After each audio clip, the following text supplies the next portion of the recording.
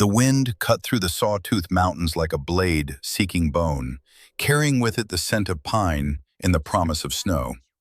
Captain Alara Ashford stood motionless on the ridgeline.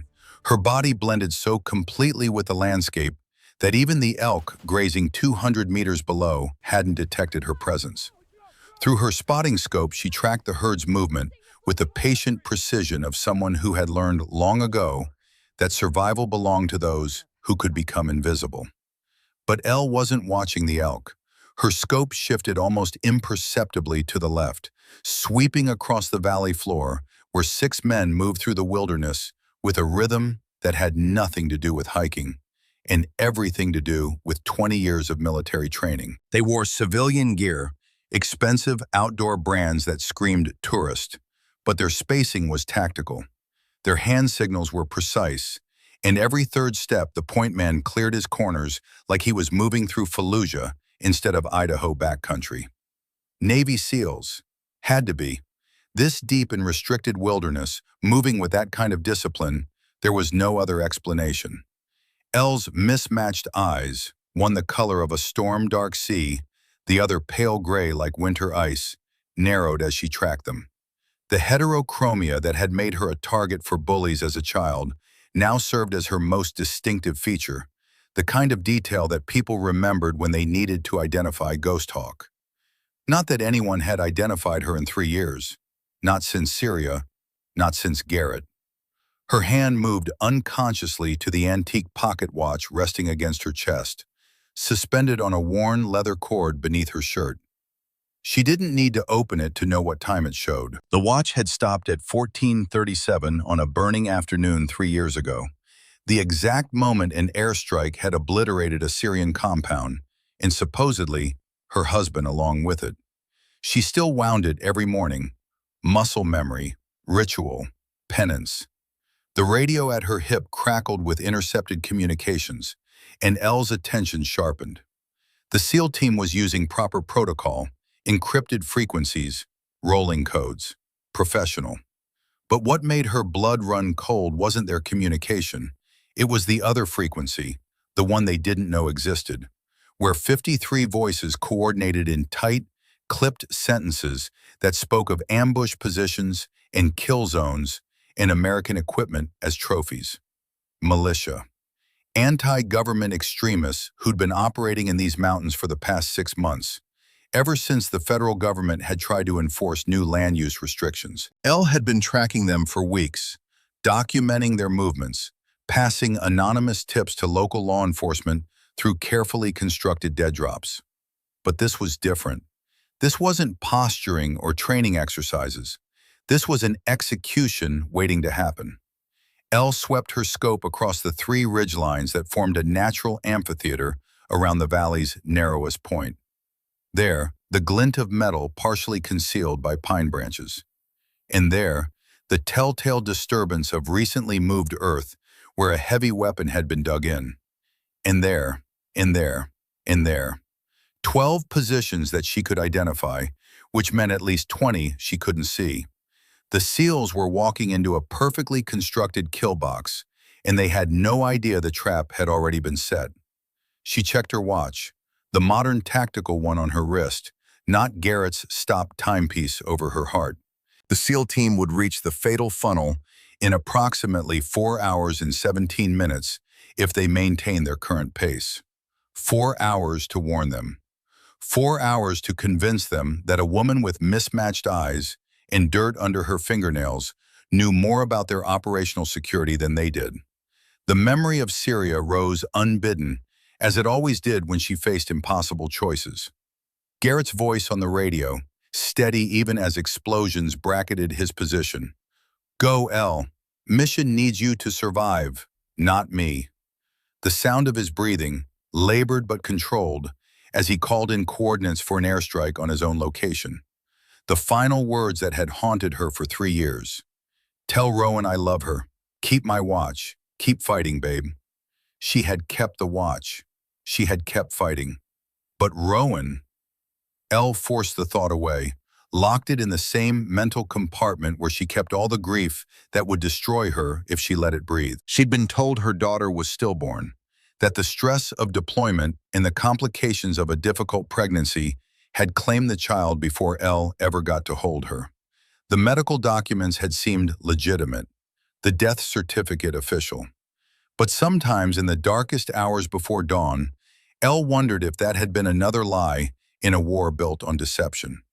These 6 men walking into an ambush were very much alive, and if she didn't act, they would join the ghosts that haunted these mountains. She began the descent toward the SEAL team's position, moving through the forest like smoke, like memory, like the ghost she had become. The flashback hit her halfway down the mountain, triggered by the angle of afternoon light through the pines. Suddenly, she wasn't in Idaho anymore. She was in Syria, 3 years ago, pressed flat against sun-baked stone while bullets chewed up the wall above her head. Elle, you need to move, Garrett's voice in her earpiece, urgent but controlled. Always controlled. That was what had made him the perfect spotter, the perfect partner, the perfect husband. He could watch the world burning and still calculate wind speed and barometric pressure with the precision of a Swiss watchmaker.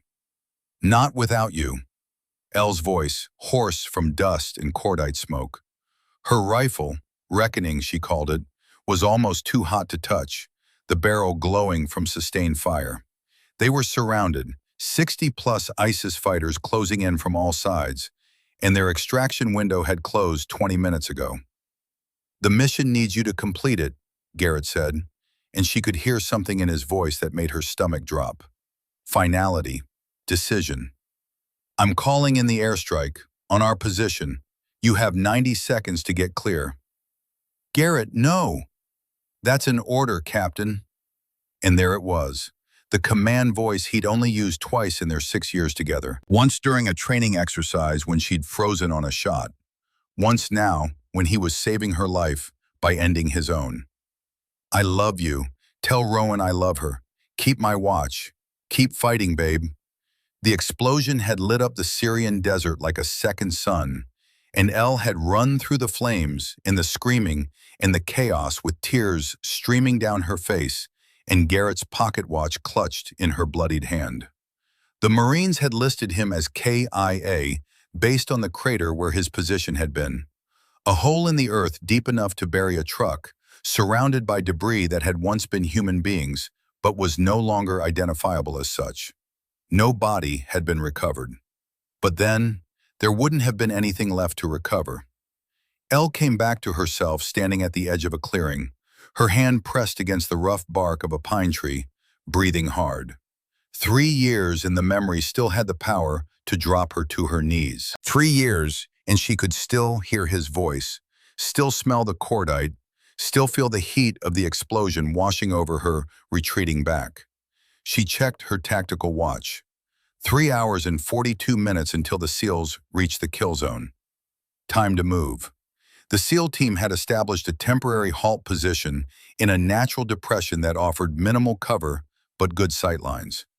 Elle approached from the east, making enough noise to avoid being mistaken for a threat, but not so much that she appeared incompetent.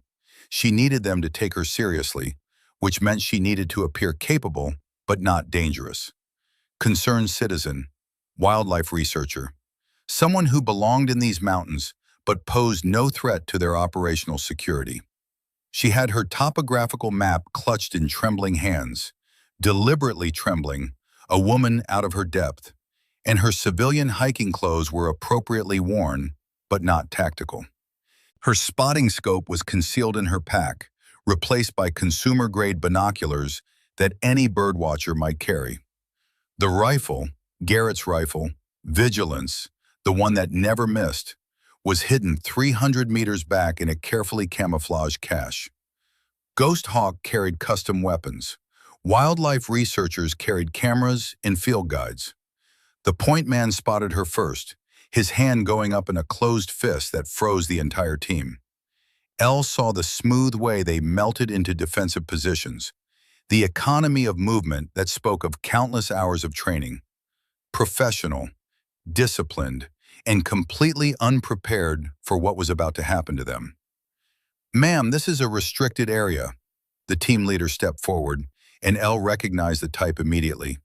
Mid-40s, salt and pepper beard, eyes that had seen too much combat to be impressed by a woman with dirt under her fingernails. He was tall, 6'2" at least, and used his height the way some men did, looming to establish dominance.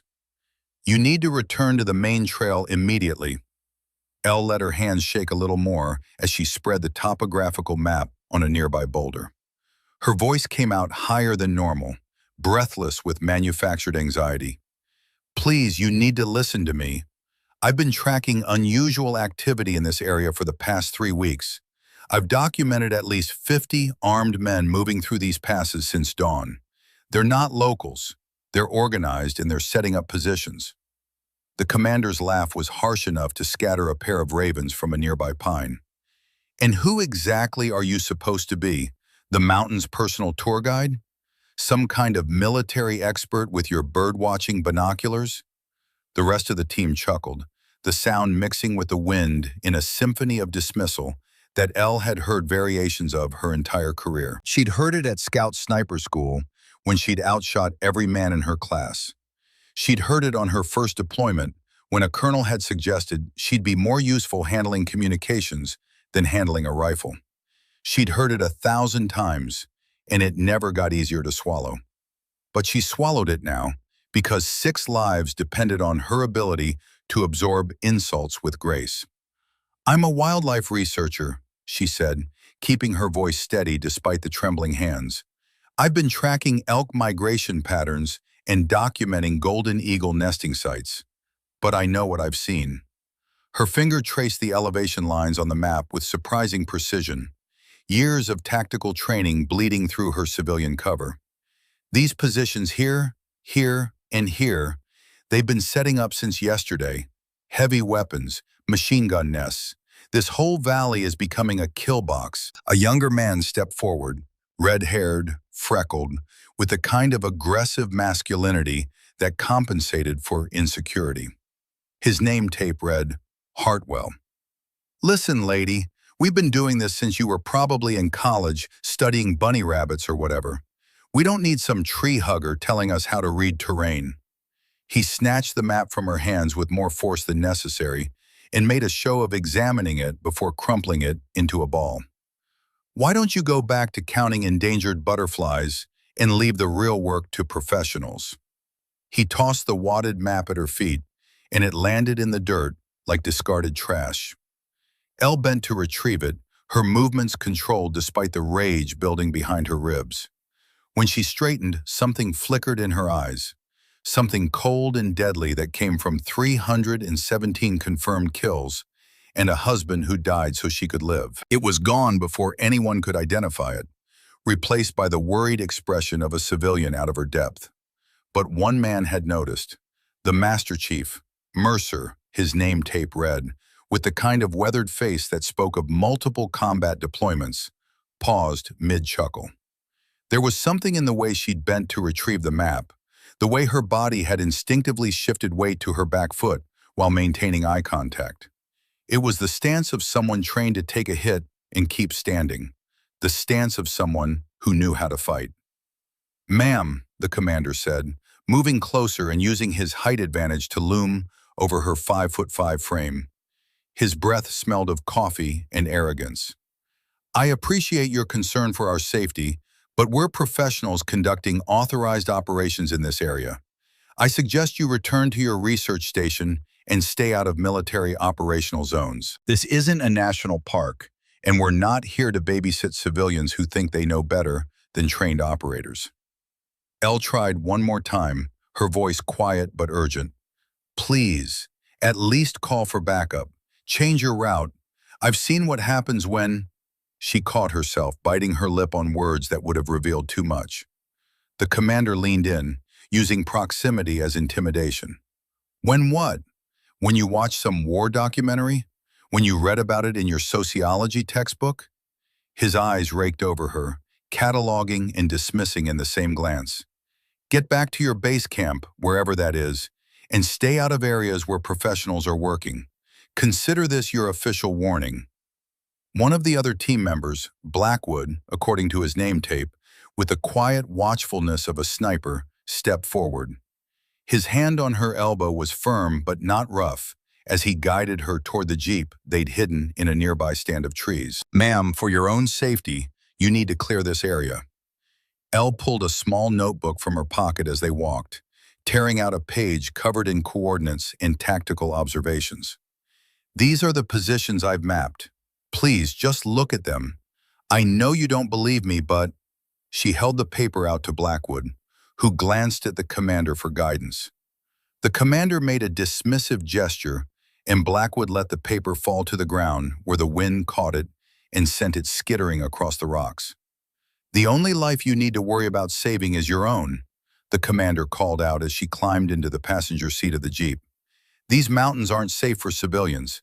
Consider this your official warning to clear out." As the jeep's engine started and the vehicle began bumping down the rocky trail, Elle turned for one last look.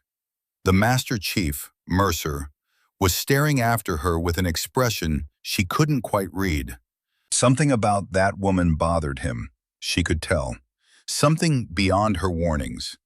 The bitter irony of the commander's words would haunt him in exactly 4 hours and 17 minutes, when these mountains became a death trap that only one person could save them from. Elle waited until the jeep was out of sight before she slipped into the forest and began the sprint back to her hidden position. She moved through the wilderness with the kind of speed that came from knowing every game trail, every fallen log, every patch of loose scree that could betray your position with a single misstep. This was her territory.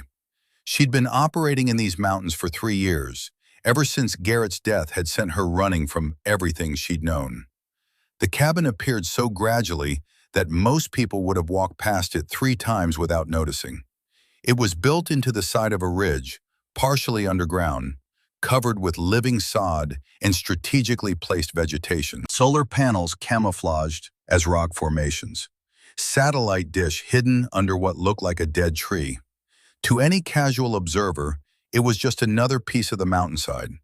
Inside, it was something else entirely. Elle stripped off her civilian clothes and pulled on tactical pants and a long-sleeve shirt in mottled gray-green that would blend with the forest. Her fingers moved with practiced efficiency, checking equipment that she maintained with the kind of religious devotion that kept operators alive in hostile territory. Kestrel weather meters showing wind speeds at various elevations. Military-grade rangefinder accurate to 3,000 meters. Notebook filled with range cards marking every significant terrain feature in the valley. Every distance pre-calculated, every wind pattern memorized. And there, partially hidden beneath a tan canvas cloth, the rifles. Elle pulled back the covering with reverent hands. 2 weapons lay side by side like lovers in sleep. Reckoning, her personal rifle, a custom Remington 700 with a barrel that had cost more than most people's cars, and a scope that could resolve a target's facial features at 2,000 meters. And Vigilance, Garrett's rifle, the one he'd carried through 6 years of operations, the one that bore his initials carved into the stock and his careful adjustments still marked on the scope. She chose Vigilance.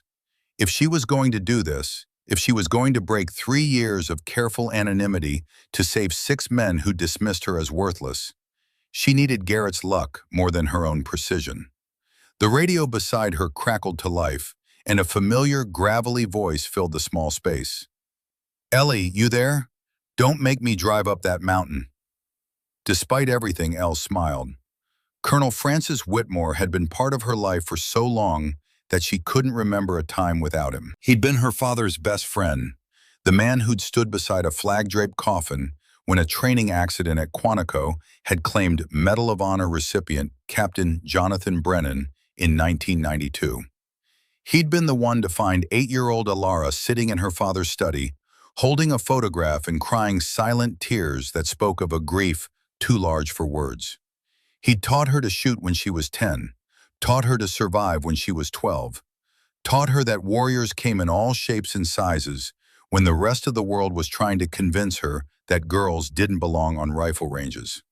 Now at 68, with a slight limp from shrapnel he'd taken during Operation Desert Storm, and a mind still sharp as broken glass, Frank Whitmore ran a survival training school in the valley below, while quietly serving as the only person on Earth who knew that Ghost Hawk was alive and operating in these mountains. "I'm here, Frank," Elle said, keying the radio. "We've got a problem." The seals. It wasn't a question. Whitmore always seemed to know what was happening in his mountains before Elle did. "Ran into them yesterday. Commander Brecken Hayes. Used to train under me at Coronado. Smart kid, but arrogant. Forgot every lesson I tried to teach him about humility. They're walking into an ambush, Frank. 50-plus militia fighters, heavy weapons, prepared positions. I tried to warn them." There was a long pause. When Whitmore spoke again, his voice carried the weight of a man who'd made impossible decisions for 50 years and learned to live with the consequences. And they didn't listen. "Hayes practically laughed in my face, had one of his men escort me out like I was some hysterical civilian. So the question is," Whitmore said slowly, "are you going to let them die?" Elle looked at Garrett's rifle, at the initials carved into the stock, at the watch resting against her chest that had stopped ticking 3 years ago. She thought about Syria, about watching helplessly as the man she loved called fire down on his own position, about the promise she'd made in the aftermath, to keep fighting, to keep protecting, to make sure his sacrifice meant something. "You know I can't do that," she said quietly. She heard Whitmore's sigh, could picture him standing in his office surrounded by photographs of Marines, long dead and battles long finished. "Then do what Garrett trained you for. I'll cover your 6 from town. But Ellie, once you pull that trigger, once they figure out who you are, there's no going back. 3 years of anonymity, gone. Ghost Hawk becomes real again." She never stopped being real, Frank. She just learned to hide better. "Your call, kid. I'll be monitoring their frequency. And Ellie, make every shot count." The radio went silent, and Elle was alone with her ghosts and her rifles and her choice. She gathered her equipment with the methodical precision of someone who'd done this hundreds of times. The hide she'd constructed 4 days ago was perfect. A natural depression on a ridgeline 1,600 meters above the valley floor and 1,800 meters south of the kill zone. She'd built it gradually, moving one stone at a time, one branch at a time, until it blended so completely with the landscape that even someone standing 3 meters away would struggle to identify it as man-made. Inside, she had everything she needed. Range cards for 23 different positions, each one marked with distance, elevation change, and expected wind pattern. Spare magazines for both rifles, though she'd be using Vigilance today. Water and high-calorie food that wouldn't spike her blood sugar or make her hands shake. And the Kestrel weather meter that would tell her wind speeds at different elevations. Crucial information for shots at extreme distance. Elle settled into position and began her pre-shot ritual. Deep breathing to slow her heart rate. Visual meditation to clear her mind of everything except the task ahead. Mental rehearsal of the first 5 shots, seeing them in her mind before her finger ever touched the trigger. Through her spotting scope, she could see everything. The militia positions were even more extensive than she'd feared. 12 she'd identified earlier, but now she could see at least 7 more. Heavy machine guns, DSHK, 12.7 millimeters, she noted with grim recognition. Positioned to create overlapping fields of fire. RPG teams set up to take out any vehicles. Sniper positions with clear lines of sight down the valley's length. And there, moving with casual confidence into the center of the kill zone, 6 Navy SEALs who had no idea they were being tracked by 60 rifles and had maybe 90 seconds left to live.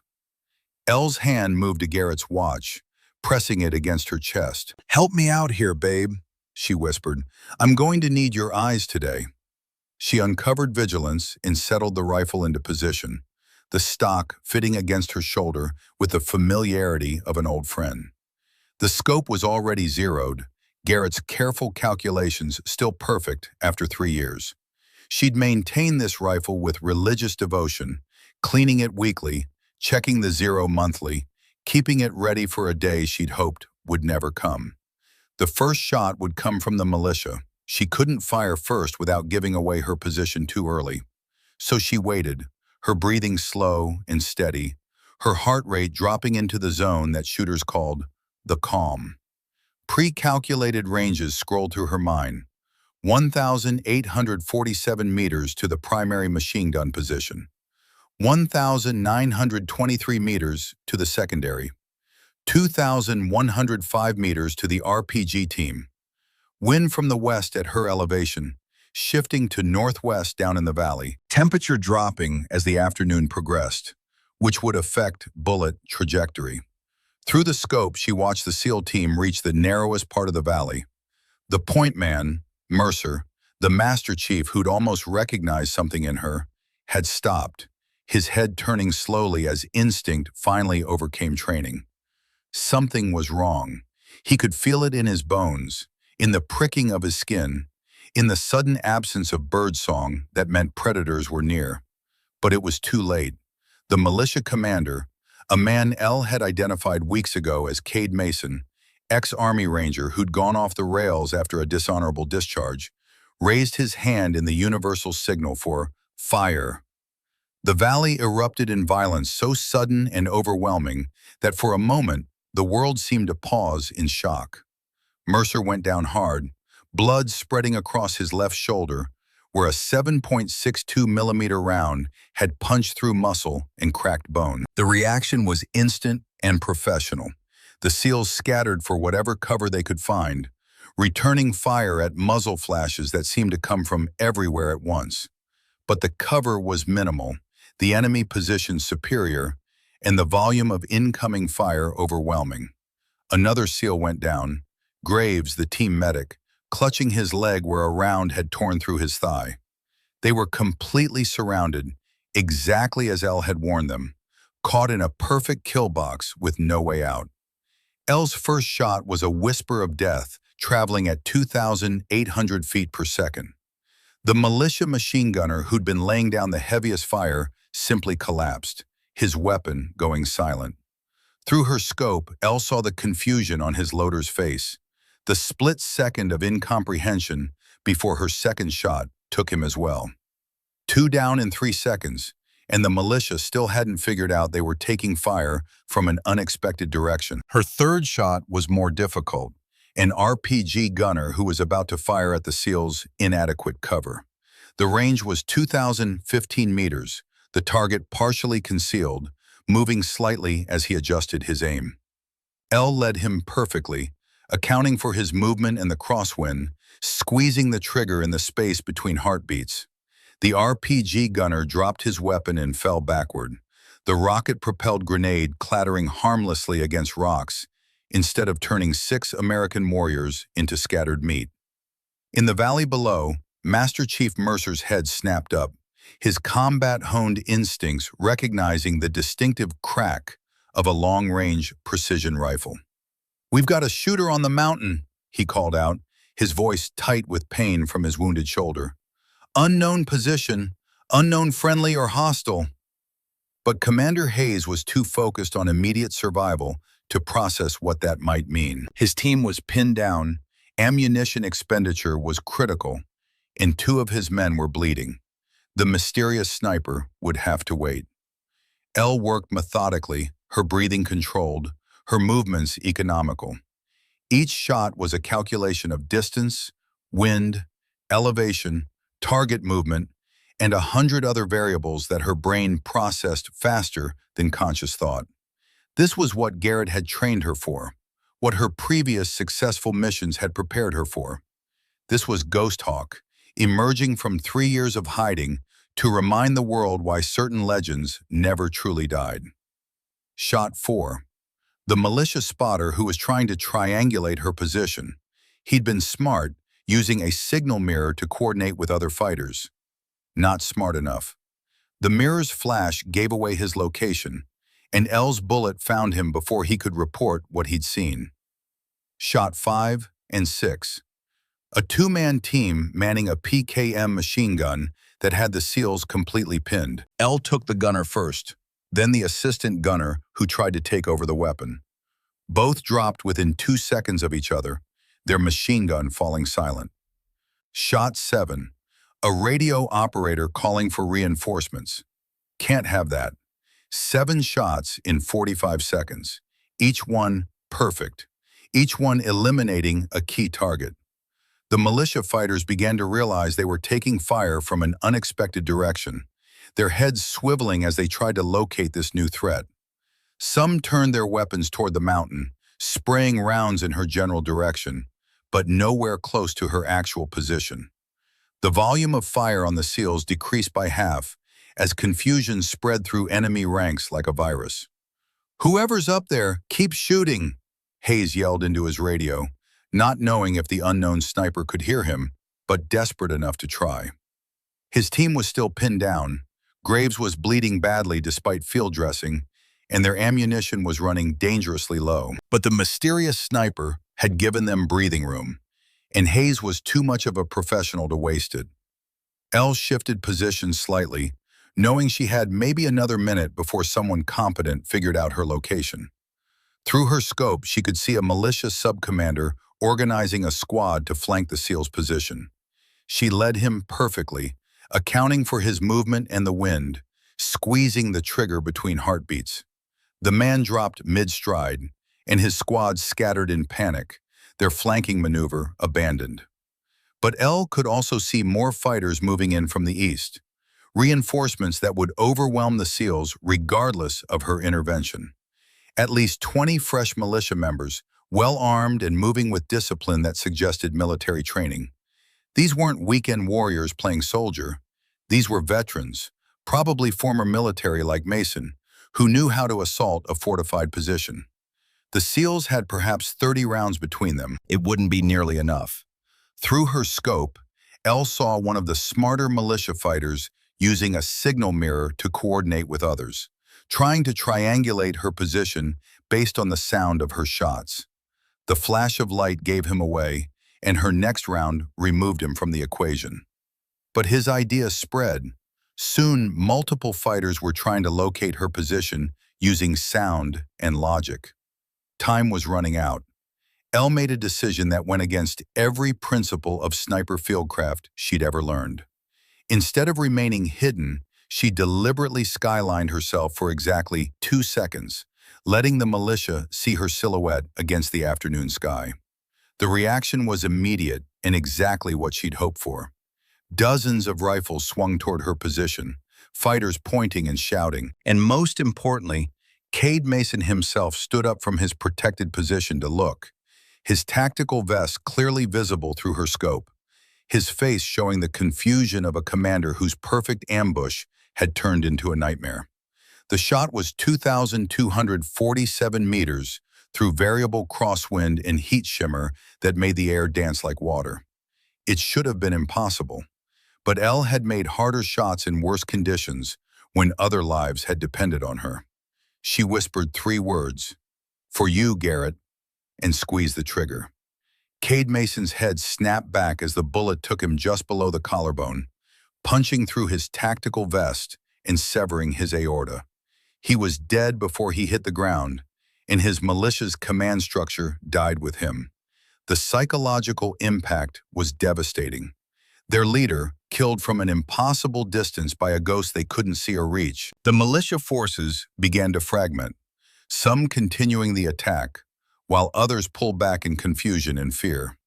The disciplined assault became a disorganized firefight, and in that chaos, Commander Hayes saw his opportunity. "Fighting withdrawal," he ordered, his command voice cutting through the gunfire. "Pairs, bounding overwatch, move to rally point echo." They moved like the elite warriors they were, one man covering while another moved, professional even with 3 wounded and ammunition nearly exhausted. The mysterious sniper continued to provide cover, every shot eliminating someone who tried to pursue them. But Elle's position was finally compromised. She could see a squad of militia fighters moving up the mountain toward her, using proper bounding overwatch techniques that suggested serious military training. They'd be at her hide in approximately 5 minutes. She had time to disappear, to become the wildlife researcher again, to maintain the fiction that had kept her safe for 3 years. Instead, she stayed in position for one more shot. The militia had set up a new machine gun position that would cut the SEALs down if they tried to reach their extraction point. It was a difficult shot, the gunner partially concealed behind rocks, only a small portion of his upper body exposed. But she'd made harder shots in worse conditions when other lives had depended on her. Vigilance spoke one final time, and the machine gun went silent. Then Elle was moving, breaking down her shooting position with practiced efficiency, erasing what evidence she could. But she wasn't retreating to safety.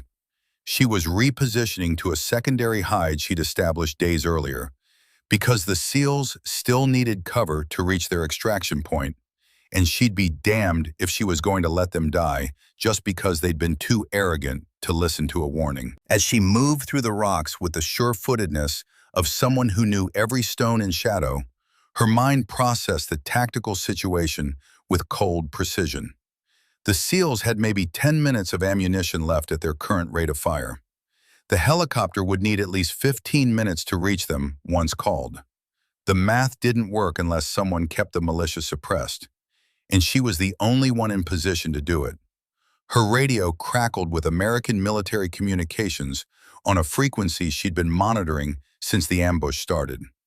Hayes's voice, no longer arrogant but carrying the desperate professionalism of a soldier trying to keep his men alive against impossible odds.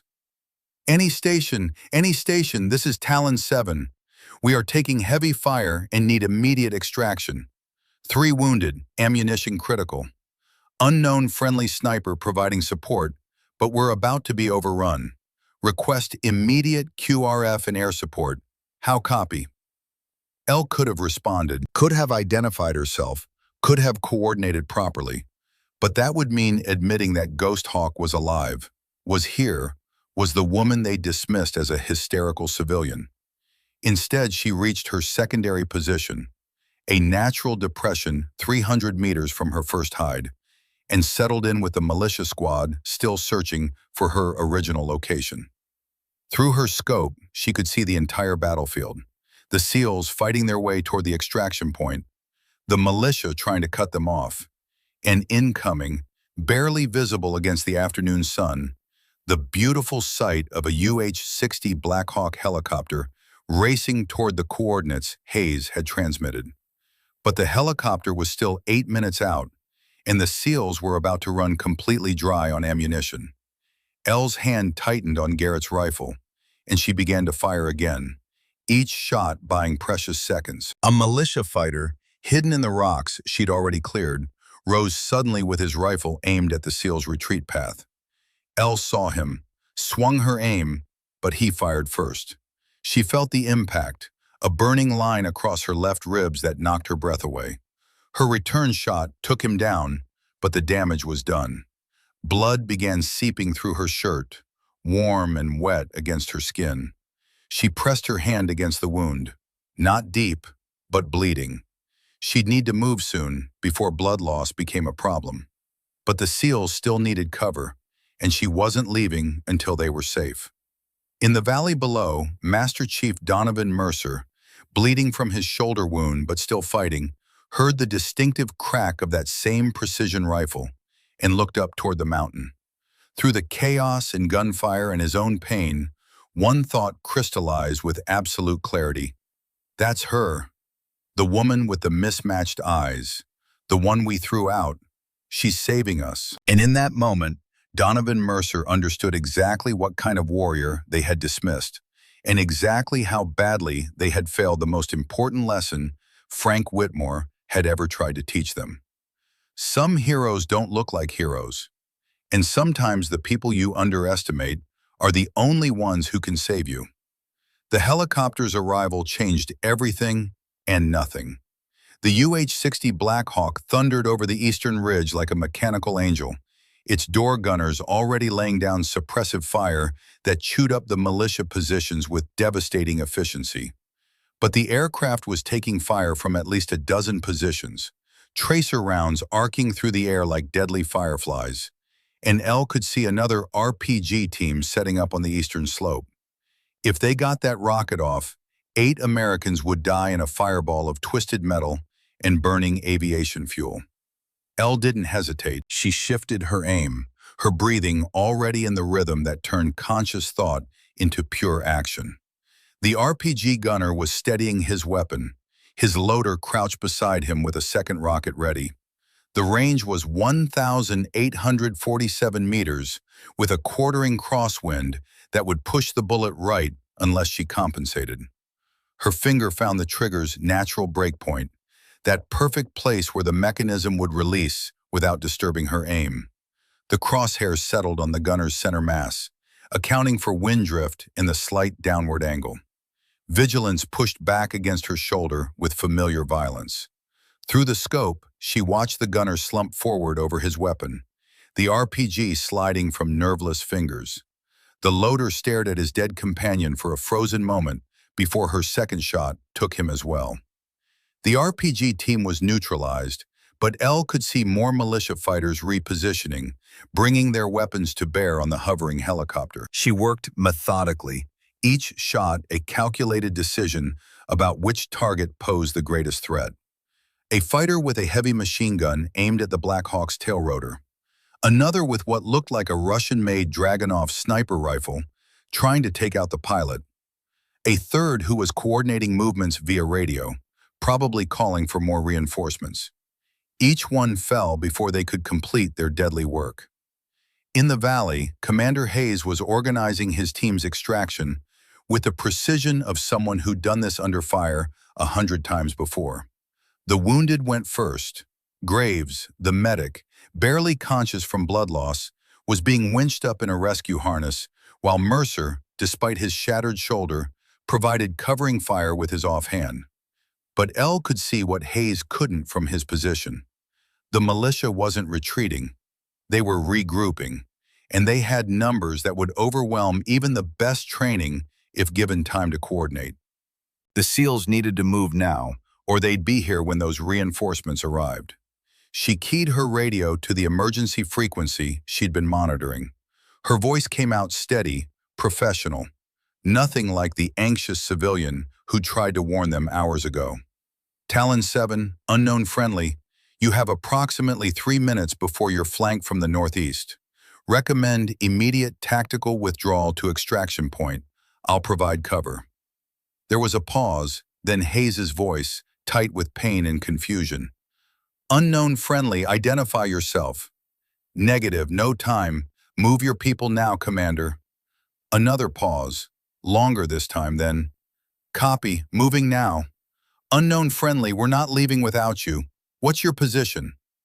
Elle looked at the terrain between her hide and the extraction point. 250 meters of completely exposed slope, with at least a dozen militia fighters between her and the SEALs. With her position compromised, her wound bleeding, and ammunition running low, her odds of making it across that killing ground were maybe 1 in 3. Negative, Talon 7. I'm secure. Get your people out.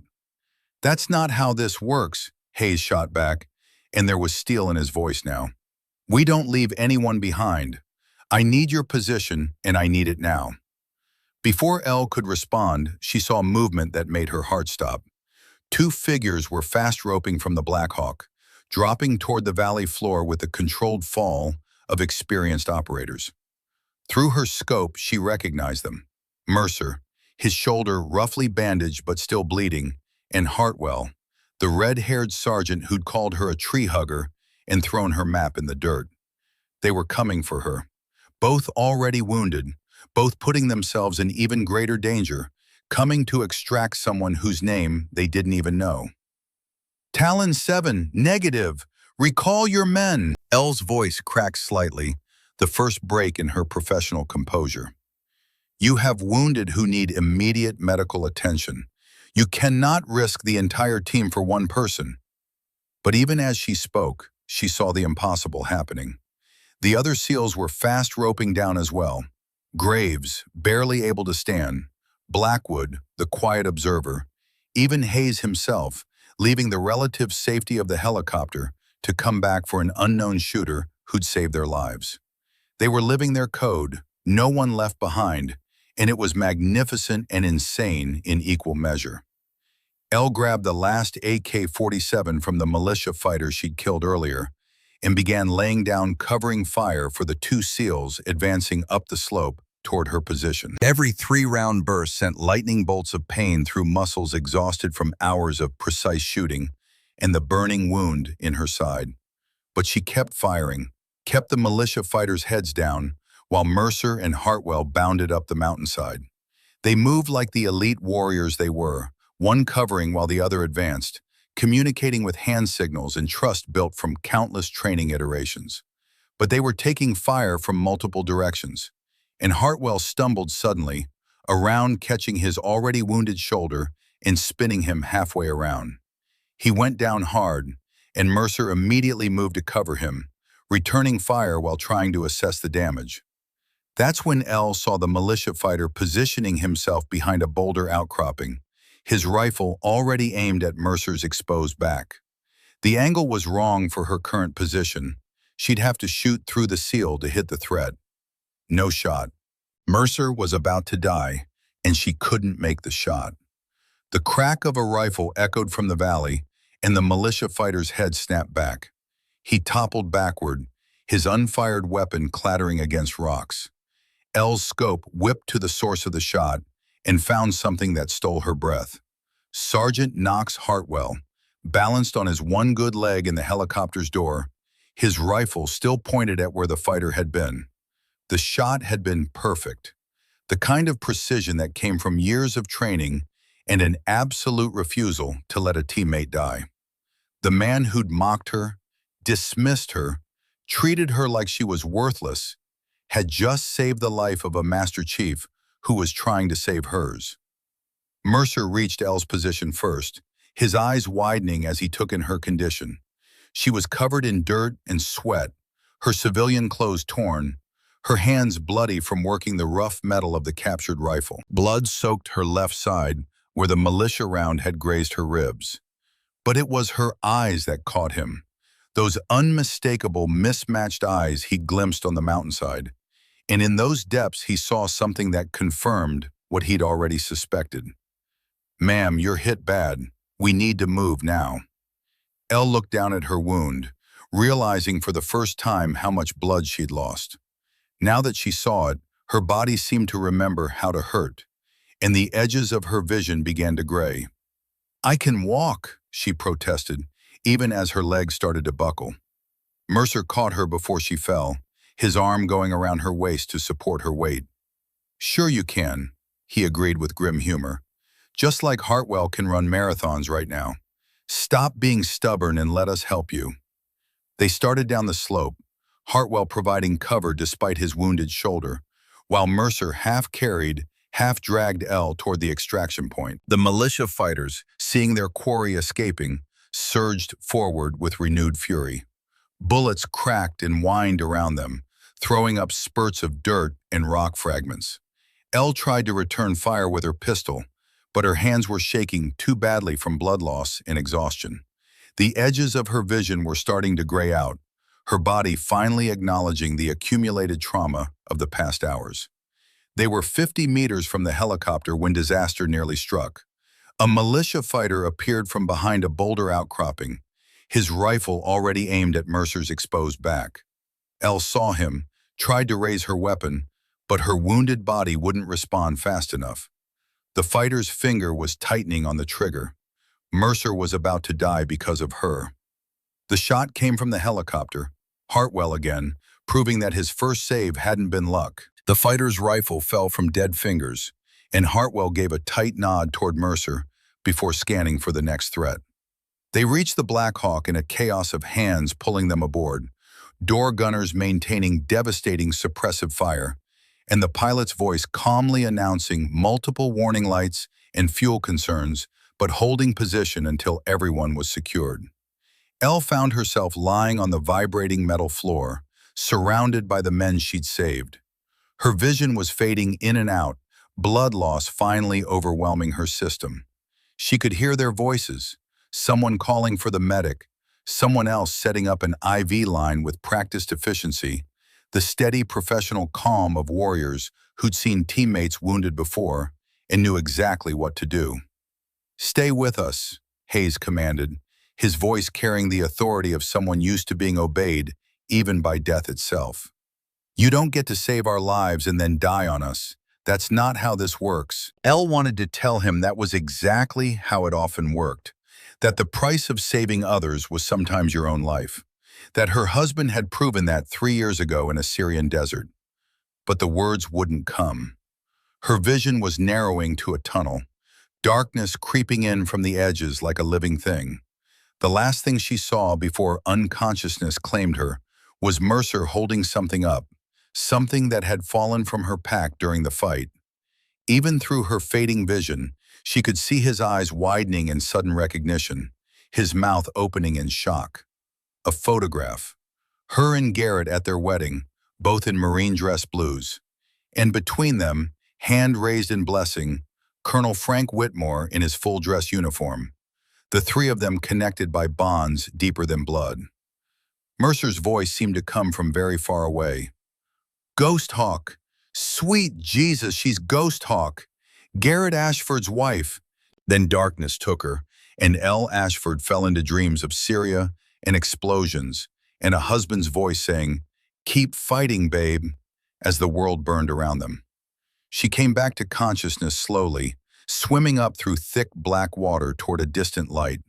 Sounds came first, the steady, rhythmic beep of medical monitors, distant murmur of professional voices, soft whoosh of a ventilator that, thank God, wasn't connected to her. Then smells, that distinctive combination of antiseptic, floor wax, and industrial laundry that could only mean a military hospital. Finally came the pain, a deep, burning ache in her side that spoke of surgery and significant trauma, the kind of pain that meant doctors had been inside her body, cutting and stitching and putting her back together.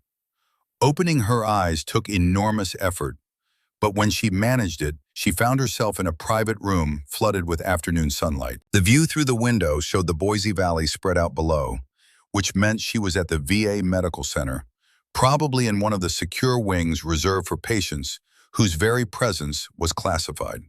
She wasn't alone. The entire SEAL team was there, scattered around the room in various states of injury.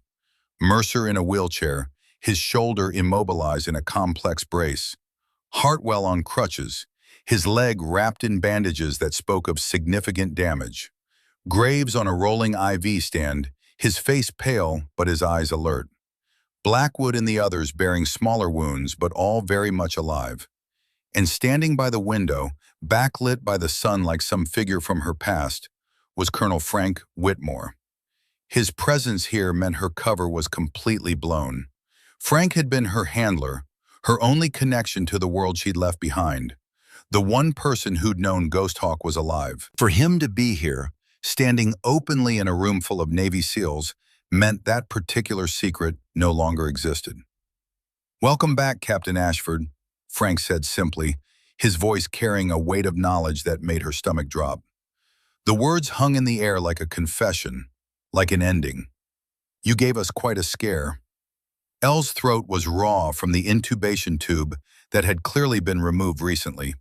Her voice came out as barely more than a whisper. "How long?" "2 days. You needed surgery to repair damage from that graze. Turned out to be more serious than it looked. Lost a lot of blood."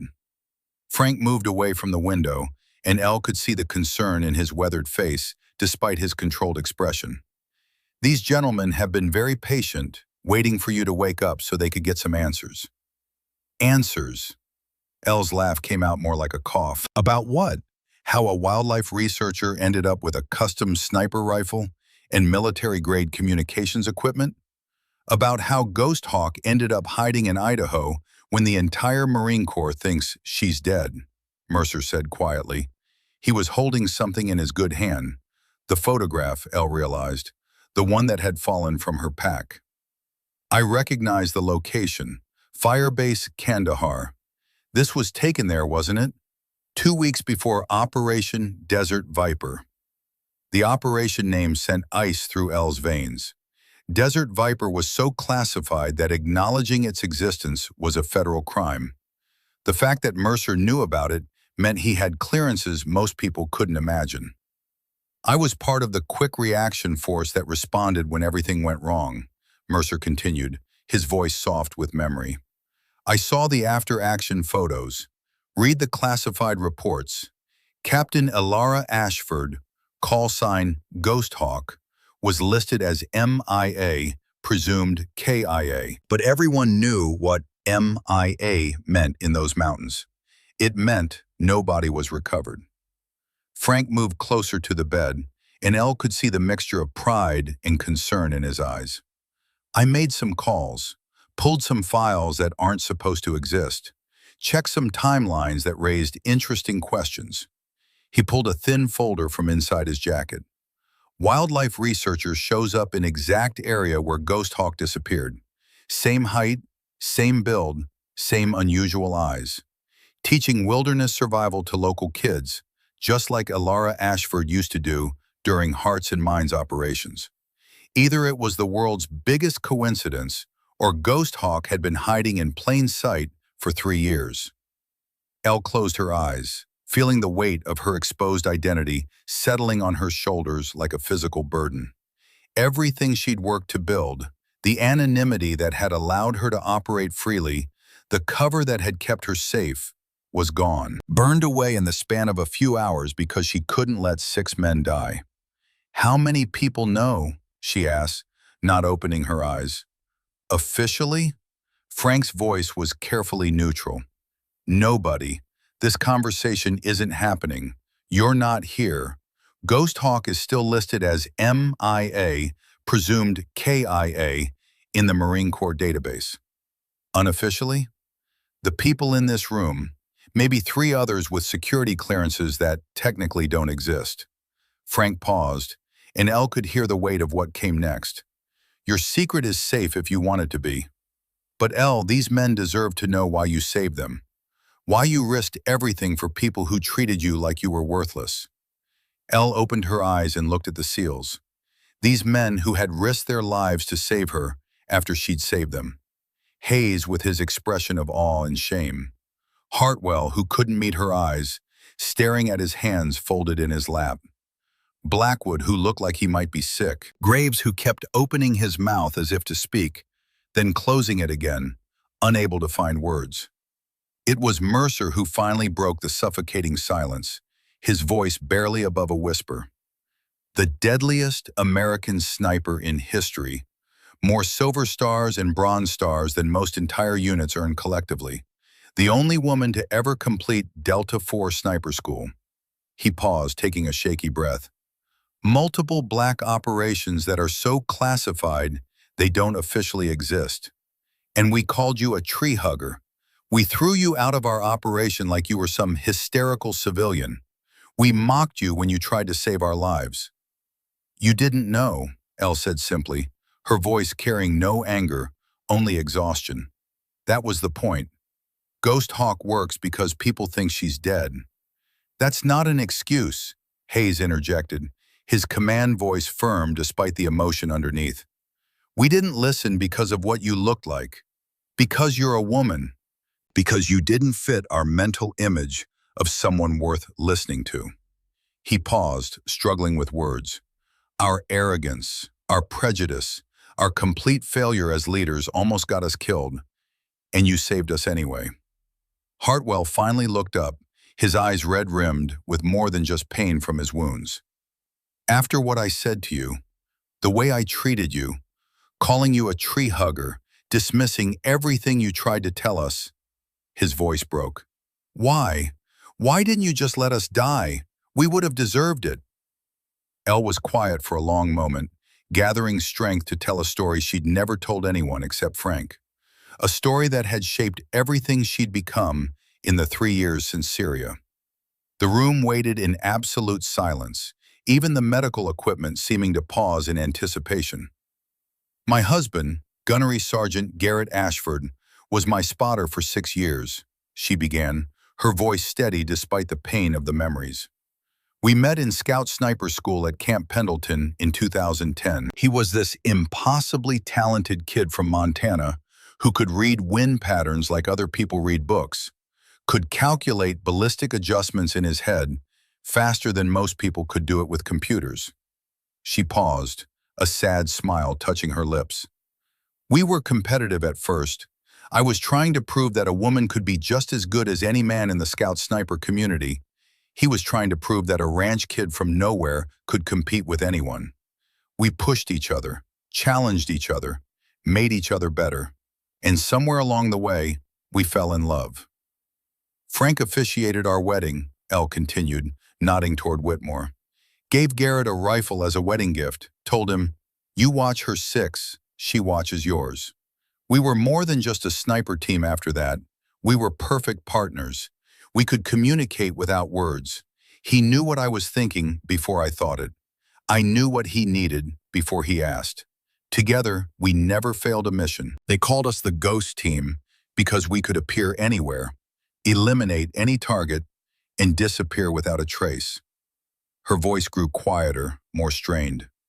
The day he died was our 5th wedding anniversary. We'd been in position for 43 hours, waiting for a high-value target to appear. I was tired, hungry, and I wanted to get back to base because Garrett had somehow managed to arrange for a cake to be delivered to our forward operating base. A real cake with actual frosting in the middle of a Syrian desert. Tears were running down her face now, but she didn't seem to notice. When the target finally appeared, I rushed the shot. Just by half a second, maybe less. The bullet hit his body armor instead of finding the gap I was aiming for. He survived. His security detail traced the shot back to our position, and suddenly we had 60-plus fighters converging on our hide. Garrett held them off for 9 hours while I escaped. Elle's voice was barely audible now. 9 hours of fighting alone so I could live. When his ammunition ran low, he called in a danger-close airstrike on his own position rather than be captured. His last words to me over the radio were, "Tell Rowan I love her. Keep my watch. Keep fighting, babe." The room was absolutely silent. Even the tough Navy SEALs had tears in their eyes. "So that's what I've been doing for 3 years, Elle continued, her voice strengthening.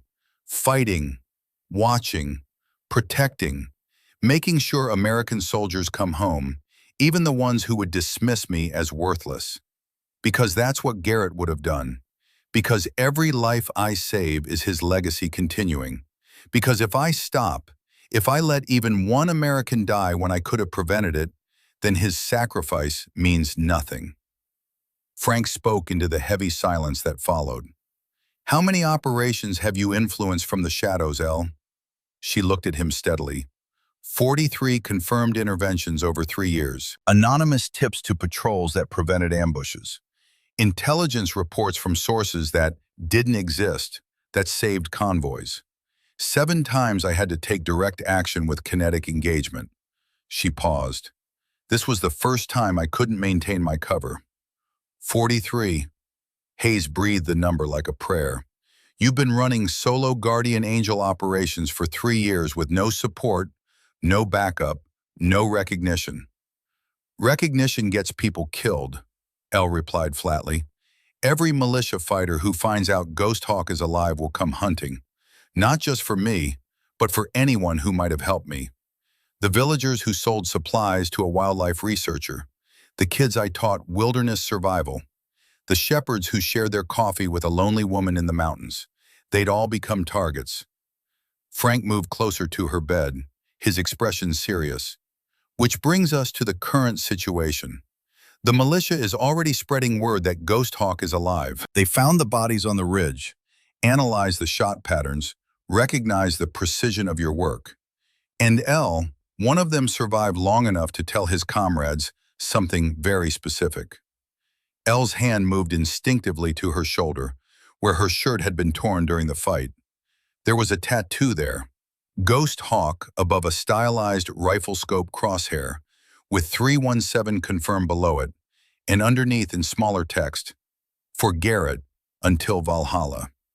It was the same tattoo Garrett had designed for both of them, though his had read, Ghost Team Spotter, watching her six, until Valhalla. She'd gotten hers after his death, a permanent memorial carved into her skin. So I disappear again, Elle said simply. Deeper this time. Maybe Canada, maybe somewhere else entirely. Ilara Ashford, the wildlife researcher, ceases to exist. I become someone new. Or, Frank said carefully, you come back officially. We bring Ghost Hawk back from the dead, give you the support you should have had all along. Full operational status, resources, backup when you need it. Elle shook her head immediately. That would make me a target and compromise every operation.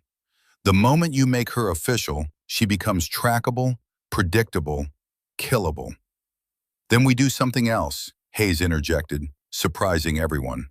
We keep you dead officially, but we make sure you have everything you need. Black budget funding, equipment drops, intelligence support. You keep being the ghost, but now you're our ghost. You provide overwatch for operations we don't even know we need. Intelligence from sources we can't access. And in return, we make sure you have everything required to keep operating. Frank considered this, stroking his chin thoughtfully. It's unconventional, but it could work. You'd maintain your cover identity, but with full support from people who actually know who you are. No official connection, no paper trail, just operational necessity and warriors taking care of their own. And them? Elle asked, gesturing to the SEALs. They can't go around knowing Ghost Hawk is alive. That kind of information has a way of spreading, no matter how careful people are. We can keep a secret, ma'am, Hartwell said firmly, finally finding his voice. We owe you that much. Hell, we owe you everything. It's not about owing, Elle replied. It's about operational security. The more people who know, the more dangerous it becomes for everyone involved. Mercer leaned forward in his wheelchair, his expression intense. Ma'am, with all due respect, you've been doing this alone for 3 years. You've been carrying this burden by yourself with no one to watch your six, no one to share the load. Maybe it's time to trust someone else. Maybe it's time to let us help you the way you helped us. Elle looked at each of them in turn. These men who had gone from dismissing her to risking their lives for her in the span of a single morning. The isolation of the past 3 years suddenly felt crushing. The weight of carrying Garrett's legacy alone, almost unbearable. Maybe they were right. Maybe it was time to trust again. There would have to be rules, she said finally. No official contact unless it's operational necessity. No records, no attempting to find me. No wives, no teammates, no commanders. Ghost Hawk stays dead to everyone except the people in this room.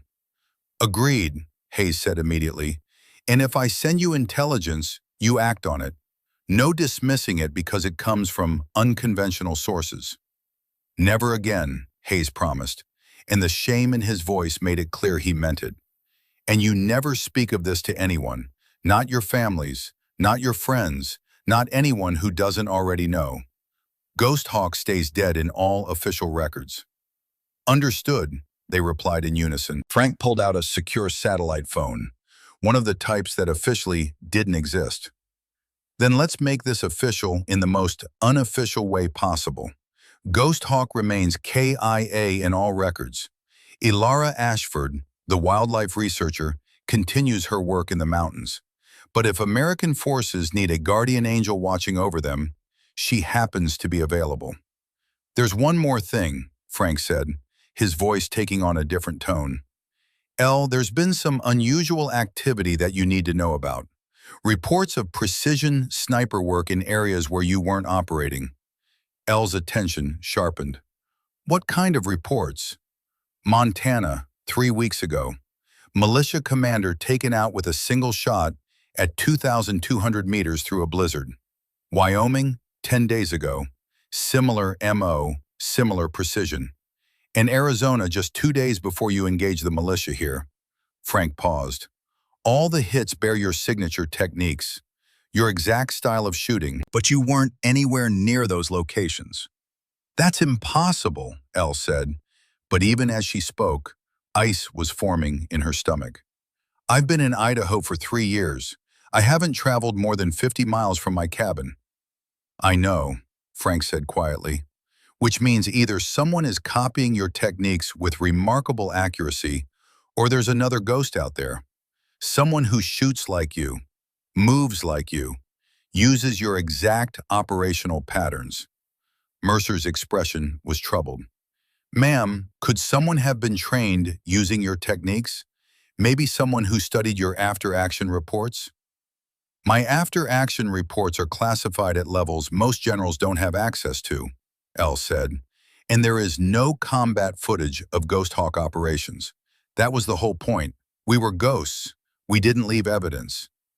Then who? Hayes asked. Elle's hand moved to Garrett's pocket watch, pressing it against her chest as her mind raced through possibilities. Who would have access to her techniques? Who could replicate her style so perfectly that even military analysts couldn't tell the difference? Only one person had ever known her methods that intimately. Only one person had watched her work for 6 years, had spotted for every successful mission, had understood her thought process so completely that he could predict her shots before she took them. But Garrett was dead. She'd heard him die over the radio. She'd seen the crater where his position had been, a hole in the earth deep enough to bury a building. Except Frank's words from earlier suddenly took on new weight. No body had been recovered. Frank, Elle said slowly, her voice barely above a whisper. When you said you pulled files that aren't supposed to exist, what exactly did you find? Whitmore's expression became carefully neutral, the look of a man who'd spent 50 years keeping secrets and knew how to parse information. I found inconsistencies in the after-action reports from Operation Desert Viper, gaps in the timeline, communications that should have existed but don't appear in any database. He paused. And I found a classified addendum to Garrett's KIA determination that was sealed under a compartmented program I wasn't cleared for until last week. What did it say? Elle's heart was hammering now, hope and fear warring in her chest. It said that the body recovery team found no remains in the airstrike crater, no DNA evidence, no equipment fragments that could be definitively matched to Gunnery Sergeant Garrett Ashford. Frank pulled out another file, this one so heavily redacted that entire pages were black ink. It said that the determination of KIA was made based on the assumption that no one could have survived that airstrike. But it was an assumption, not a confirmation. The room seemed to tilt. Elle gripped the bed rails with white-knuckled hands, her mind struggling to process what Frank was saying. You're telling me there's a chance my husband survived? That he's been alive for 3 years and never contacted me? I'm saying there's a possibility, Frank said carefully, a small one. And if Garrett did survive, if he was extracted somehow, there would only be one reason for him to stay dark for 3 years. Deep cover, Mercer said quietly. Black operations so classified that even his wife couldn't know he was alive. Elle's mind was racing now, pieces falling into place with terrible clarity. The precision shooting that matched her style, the operational patterns that mirrored her own. The timing, it had started 6 months ago. Rowan, Elle whispered, her voice breaking. Our daughter. I was told she was stillborn. They showed me medical documents, a death certificate. But if Garrett survived, if he knew she was alive, she looked at Frank with desperate hope. Could they have lied to me? Could Rowan be alive? Frank's expression was pained. I don't know. But if Garrett did survive, if he had reason to believe Rowan was alive, he would have moved heaven and earth to protect her. And if he trained her using your techniques, she'd shoot exactly like me, Elle finished. She'd be 17 now. The perfect age for the kind of precision work we've been seeing. My God, Frank, my daughter and my husband might both be alive. And they've been out there for 6 months trying to... Elle's voice broke completely. Trying to find me? Trying to protect American forces like we did? We don't know for certain, Frank cautioned. This is speculation based on circumstantial evidence. But Elle, the timing, the techniques, the targeting patterns, it all fits. Hayes leaned forward. Captain Ashford, if your husband and daughter are alive, if they're operating somewhere out there, we need to find them. Bring them in. Make sure they're safe. But even as he spoke, Frank's satellite phone buzzed with an incoming message. He glanced at the screen, and his expression went from concerned to grim. We may have a bigger problem. I just got word that one of your team is missing, Commander. Hayes's head snapped up. Who? Sergeant Hartwell. He was released from medical care yesterday, supposed to report back to his unit this morning. Never showed up. Security footage shows him leaving the hospital, getting into a vehicle with two unidentified individuals, and disappearing. Elle felt ice water pour down her spine. That's not a coincidence. Someone's drawing us out. Frank nodded grimly. There's more. Hartwell's last communication before he vanished was a text message. It was sent to a number that doesn't officially exist, the emergency contact number I gave you 3 years ago. He turned the phone so Elle could see the screen. The message was brief, just 7 words, but they hit like a physical blow. Ghost Hawk, they have your husband. Come alone. R. Rowan, or someone who wanted Elle to think it was Rowan. It's a trap, Hayes said immediately. Classic bait and switch. They take one of our people, use your daughter's initial to make you think it's legitimate, and wait for you to walk into an ambush. Obviously, it's a trap, Elle agreed. But even as she spoke, she was pulling out her IV lines with practiced efficiency, ignoring the protests from the medical monitors. Which is why I'm going alone. Like hell you are, Mercer said, struggling to get out of his wheelchair despite his shattered shoulder. Ma'am, with all due respect, you're wounded, Master Chief. All of you are. You can't back me up in your condition, and I won't have more American lives at risk because someone is using my family as bait. Elle swung her legs off the bed, gritting her teeth against the pain in her side. This is what I do. I operate alone. I've been doing it for 3 years. Frank moved to block her path, and for a moment they stood facing each other, the old warrior and the young one, mentor and student, the man who'd taught her everything, and the woman who'd surpassed even his considerable skills. Ellie, he said quietly, using the nickname only he was allowed. You're in no condition for a mission. You just had surgery. You've lost blood. You need recovery time. I need my daughter, Frank, and if there's even a chance that Garrett's alive. She couldn't finish the sentence. Frank studied her for a long moment, then sighed and stepped aside. You're as stubborn as your father was, and Garrett, he pulled a set of keys from his pocket. Your gear is in my truck. I retrieved it from your cabin before anyone else could find it. Both rifles, ammunition, tactical equipment, everything. Elle took the keys, but Frank didn't let go immediately. You're not going completely alone, though. I'll be in overwatch position, monitoring communications. And these SEALs will be 15 minutes out, ready to move if you need backup. I said alone, and I said you're not going completely alone, Frank interrupted, his command voice brooking no argument. You want to walk into a trap, fine, but you're doing it with support, even if that support stays out of sight. That's non-negotiable, Captain. Elle looked at him, saw the concern and love in his weathered face, and nodded. 15 minutes out, not closer. If they detect backup, they'll kill Hartwell and disappear. Agreed, Hayes said. But Captain, you need to at least take communication gear. We need to know what's happening. I'll take a tracker, Elle conceded. Passive only, no comms unless I initiate. And Frank? She looked at her old mentor. If this goes bad, if I don't make it back, make sure the world knows what Garrett did. Make sure Rowan knows her father was a hero, even if I never got to tell her myself. You'll tell her yourself, Frank said firmly.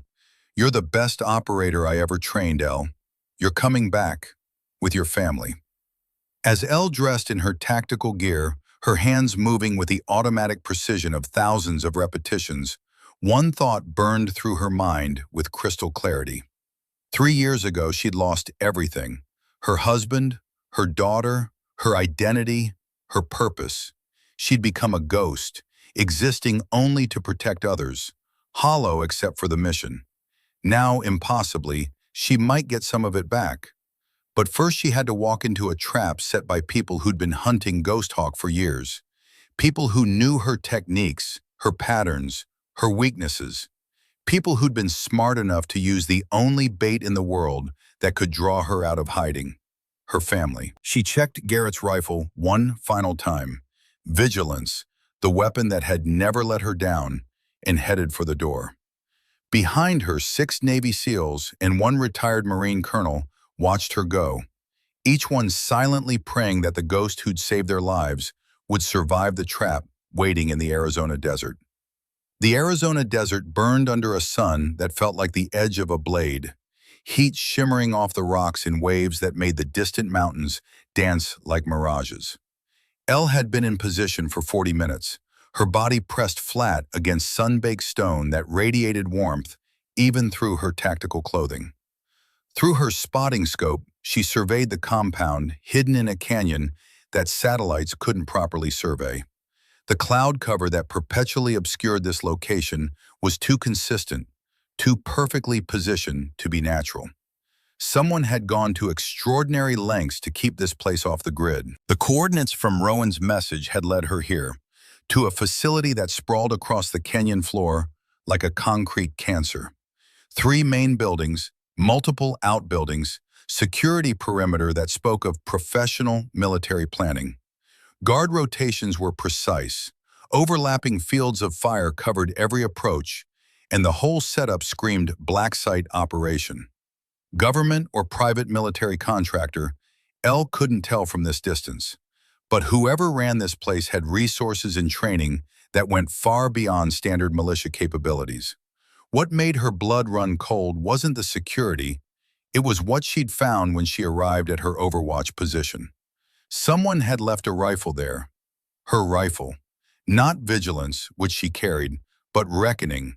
Her personal custom Remington 700 that should have been locked in her cabin's hidden armory in Idaho, 3 states away. The weapon was positioned perfectly, already zeroed for the primary building, with a clear line of sight to a window on the 3rd floor.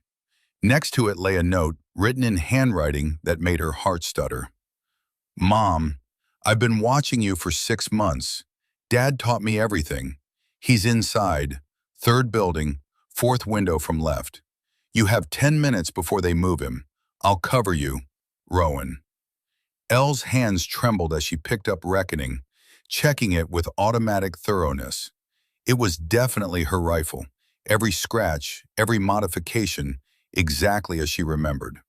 The scope had already been adjusted for range and wind, pre-calculated by someone who understood ballistics as well as she did. Through the scope, she found the indicated window, and her breath caught. There, partially visible through reinforced glass, was a figure that moved like Garrett, stood like Garrett, turned his head with that particular tilt that had always meant he was thinking through a problem. 3 years older, with a beard she'd never seen on him, thinner than she remembered, but unmistakably, impossibly, her husband. Her radio crackled with a young female voice, nervous and urgent. "Mom, can you hear me? I know this looks like a trap, but I swear it's real. Dad's in there. They've had him for 3 years, using him to try to find you. I only escaped 6 months ago. I've been searching for you ever since." Elle's finger found the transmit button, her voice barely steady. "Rowan? Is it really you?" "It's me, Mom. I know you don't remember my voice. I was just born when—" The voice broke. "When Dad was deployed to Syria. But he didn't die. They extracted him somehow, held him in black sites. They told him I was dead unless he cooperated. He's been giving them low-level intel for 3 years, believing he was protecting a daughter who they said was stillborn, but was really in their program." "Where are you?" Elle scanned the surrounding terrain, looking for the source of the transmission. Southeast ridge, about 400 meters from your position. I can see you, Mom. I can see Dad. And I can see Sergeant Hartwell in the eastern building. We have maybe 8 minutes before they realize something's wrong and execute both of them. Elle's tactical mind warred with her mother's heart. Every instinct screamed, trap. This was too convenient, too perfectly designed to exploit her emotions. But that figure in the window moved exactly like Garrett. And if there was even a chance, Frank's voice crackled in her earpiece, the passive tracker she'd agreed to carry allowing one-way communication. Elle, I've got eyes on the compound through satellite feed. I'm reading at least 20 armed personnel, military-grade equipment. This is way bigger than a simple militia operation. And Elle, I'm also reading a heat signature on that southeast ridge. Young female, approximately 17 years old based on size and thermal profile. Can you confirm it's Rowan? Negative, but whoever it is matches the age and build. And she's in an elevated shooting position with what looks like a long rifle. Frank paused. Elle, this could still be bait. That thermal signature could be anyone. Before Elle could respond, movement in the compound caught her attention. Through the scope, she saw Hartwell being dragged from one building toward another, his hands zip-tied, blood on his face from a fresh beating. 2 guards flanked him, weapons ready, and they were moving with purpose toward what looked like a vehicle staging area. They were about to transport him. If he left this compound, finding him again would be nearly impossible. I'm going in, Elle said into her radio. Elle, wait for backup, Frank urged. Hayes and his team are 12 minutes out. Hartwell doesn't have 12 minutes. Elle was already moving, transitioning from observation to approach, her body flowing over the rocks with the practiced efficiency of someone who'd spent 3 years becoming invisible in wilderness terrain. And if that's really Rowan on that ridge, she needs to see that her mother doesn't abandon people. She heard Frank's resigned sigh, going silent. But Elle, the tracker stays active. If you don't check in every 3 minutes, I'm sending everyone. Copy. The approach took 2 minutes of careful movement through terrain that offered minimal cover. Elle used every rock, every shadow, every slight depression in the ground to mask her advance. Whoever was watching from that southeast ridge, Rowan or someone pretending to be Rowan, was providing overwatch. Twice, guards who would have spotted Elle's movement suddenly collapsed, taken down by precision shots that came from exactly where the young female voice had said she'd be positioned. The shooting was perfect, professional, and unnervingly familiar, each shot placed exactly where Elle would have placed it, using the same target priority Elle would have chosen. Either it really was her daughter, trained by Garrett using Elle's techniques, or someone had studied Ghost Hawk's methods with obsessive detail. Elle reached the eastern building where Hartwell had been held, slipping through a service entrance that should have been locked but stood slightly ajar. Another sign this was orchestrated, someone had prepared her path. The interior was concrete and fluorescent lighting, the institutional ugliness of a facility designed for function over comfort. Elle moved through corridors with her pistol up, each corner cleared with textbook precision. The building seemed abandoned, which was wrong. Where were the guards? Where was the security she'd seen through the scope? She found Hartwell in a ground floor room, slumped against the wall, zip ties cut but too injured to move quickly. His eyes widened when he saw her. Captain, it's a trap. She's not... Gunshot. Hartwell jerked as a round hit the wall 6 inches from his head, showering him with concrete fragments. Elle spun toward the door to find a young woman standing there, rifle aimed, face partially obscured by tactical gear. But the eyes were visible. Mismatched eyes, one blue, one gray. Heterochromia, exactly like Elle's own. Mom, the young woman said, and her voice was the same one from the radio. I'm sorry, I didn't want to do this, but they said if I brought you in, they'd let Dad go. They said we could be a family again. The woman pulled back her face covering, revealing features that were heartbreakingly familiar. Elle's own face at 17, unmarked by loss and war, with Garrett's strong jawline and straight nose.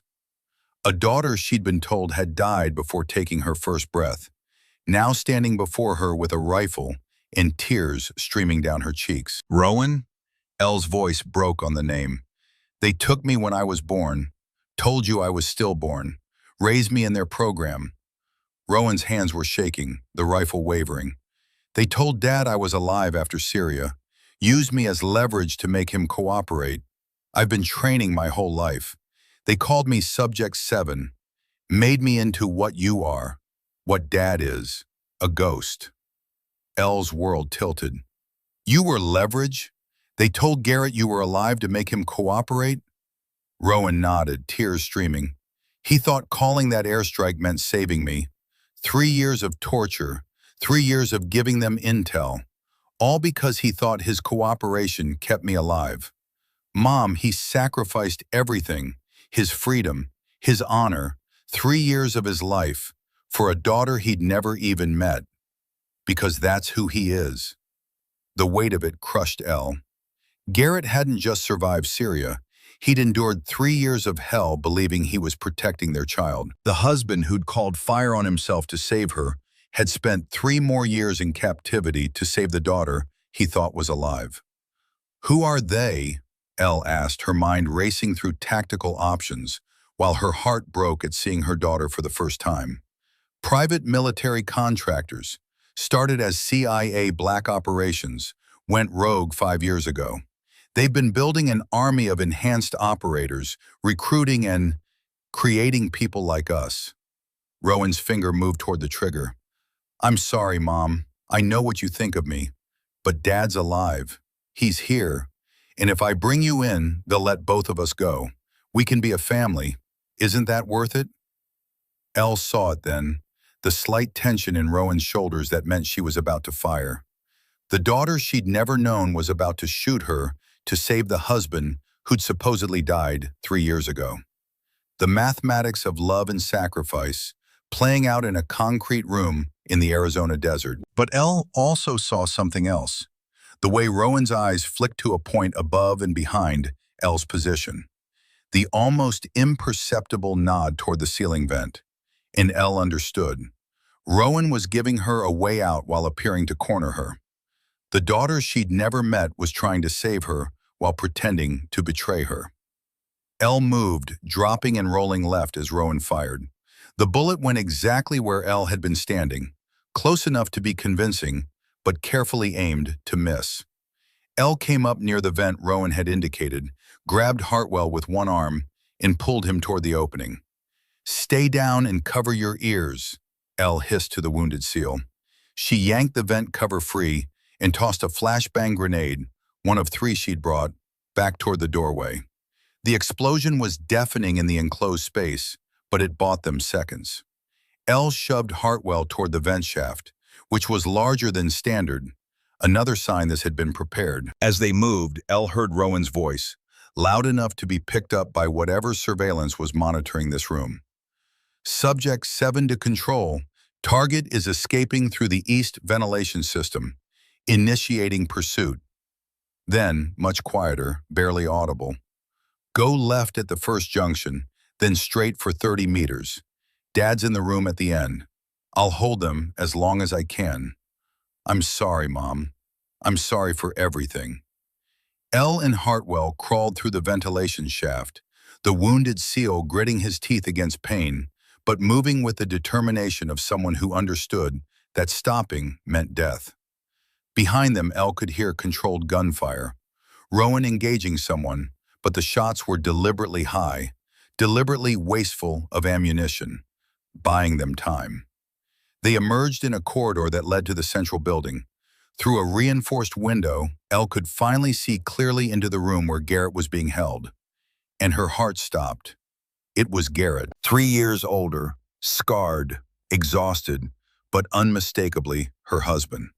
He was chained to a wall, but his eyes were alert, tracking movement outside his cell, with the awareness of someone who'd never stopped being an operator, despite 3 years of captivity. But something was wrong. The way the chains were arranged, The position of the guards outside. The entire setup looked less like a prisoner containment and more like bait, Colonel Frank Whitmore's voice said, and Elle whirled to find her mentor stepping from a side corridor, rifle lowered but ready. Behind him were Hayes and Mercer, both armed, both supposedly 15 minutes away. "Frank, what are you doing here?" "Same thing I've been doing for 3 years, Ellie, protecting you." Frank's expression was grim. "Even when it means protecting you from yourself. That girl in there, she is your daughter, but she's also something else, something they made her into." "I know what she is," Elle said. "She's trying to help. She's trying to help herself survive," Frank interrupted gently. "Elle, we intercepted communications from this facility. Subject 7 escaped 6 months ago, yes, but she's been recaptured twice. Each time they gave her one more chance to prove her loyalty. This is her final test. Bring in Ghost Hawk, or they terminate her and Garrett both." The words hit like physical blows. "So she's being forced to choose between her survival and yours," Frank said. "And she chose to give you a fighting chance. Those directions," she whispered, "that gunfire buying you time, she's betraying them even knowing it means her death. That's your daughter, Elle. That's Garrett's daughter. And we're not leaving either of them here." Elle looked at the window showing Garrett, at her husband of 6 years, who she'd mourned for 3. "Then what do we do?" "We get them both out," Hayes said. "Captain, we've got a full SEAL platoon 2 minutes out. Air support 5 minutes out. Rowan just gave us the element of surprise. We use it." But even as he spoke, Elle saw movement on the monitors mounted in the corridor. Rowan, surrounded by armed personnel, being escorted, not dragged, escorted, toward Garrett's holding room. And on her face was an expression that Elle recognized from her own mirror. Determination. Purpose. The look of someone about to sacrifice everything for a mission. "She's going for Garrett," Elle breathed. "She's going to try to break him out herself, knowing they'll kill her for it. Or she's following orders to move him before we can extract," Frank said. "Either way, we're out of time." Elle watched through the monitors as Rowan entered Garrett's cell, saw her daughter, and she was Elle's daughter no matter what anyone said, approach the husband Elle had mourned. Watched Rowan pull out a knife and move toward Garrett's chains, and saw Garrett's face transform from suspicion to shock to something that looked like recognition and love as Rowan spoke words the monitors couldn't capture. Whatever Rowan was saying, Garrett believed her, trusted her, and when she cut his chains, he stood on unsteady legs and followed her toward the door. "They're making a run for it," Mercer observed, "both of them, together." The facility erupted in alarm klaxons. Red lights flashed. Automated security doors began slamming shut throughout the compound. And on the monitors, Elle could see armed response teams converging on Garrett and Rowan's position from 3 directions. They had maybe 90 seconds before being overwhelmed. "Frank, I need you to trust me," Elle said, already moving. "Hayes, Mercer, cover the western approach. Hartwell, despite his wounds, you're on communication. Coordinate with that inbound platoon and tell them to hit the north perimeter in exactly 4 minutes." "Elle, what are you doing?" Frank demanded. "What I should have done 3 years ago." Elle checked vigilance one final time, the rifle that had never failed her, that carried Garrett's initials in his careful adjustments. "I'm bringing my family home." She moved through the facility like smoke, like memory, like the ghost she'd become. Every corner was pre-cleared in her mind from the approach reconnaissance. Every guard position was calculated. Every second was accounted for in a mental countdown that had been running since the moment she'd entered this compound. She reached Garrett and Rowan's position 30 seconds before the response teams did. Her husband looked up as she appeared, and the expression on his face made 3 years of grief worth surviving.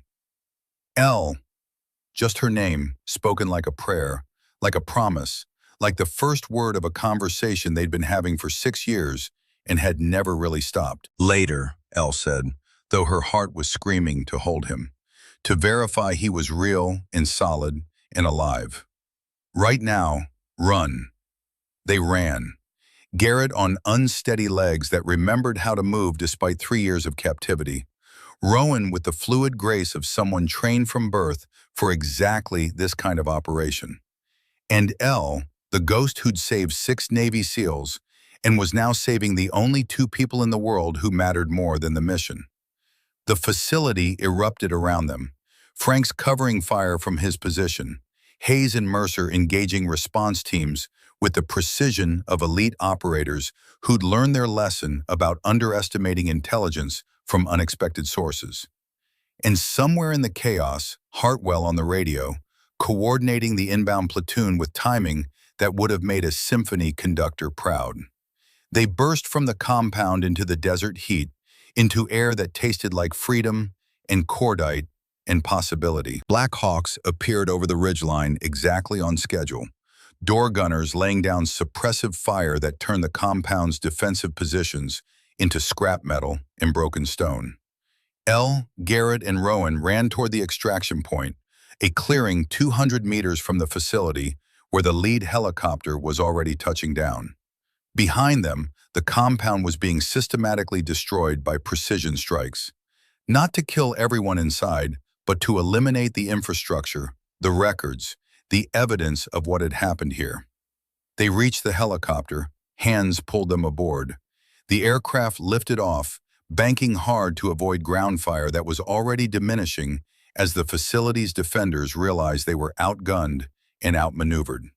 And finally, 3 years after a Syrian airstrike had torn their world apart, Elle and Garrett held each other while their daughter, the child they'd never gotten to raise, watched with tears streaming down her face. "I'm sorry," Rowan kept saying. "I'm so sorry. They raised me to be a weapon, told me my parents were dead, trained me to kill. When I found out you were alive, when I learned the truth, I didn't know I didn't know if you'd even want me."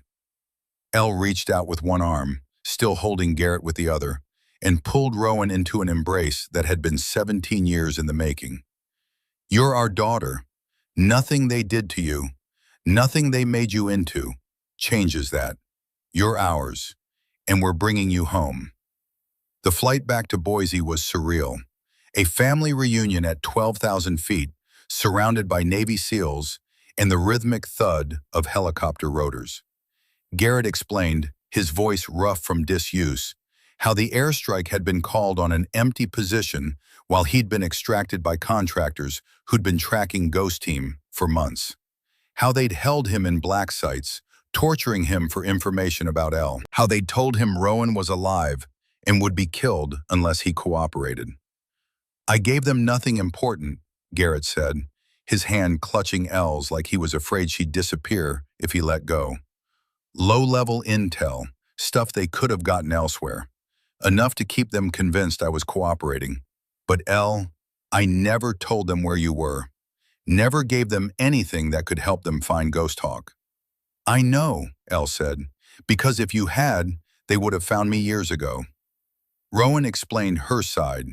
Raised in a facility that trained child operatives, told her parents had been killed in action, molded into the perfect sniper using techniques stolen from Ghost Hawk's classified files.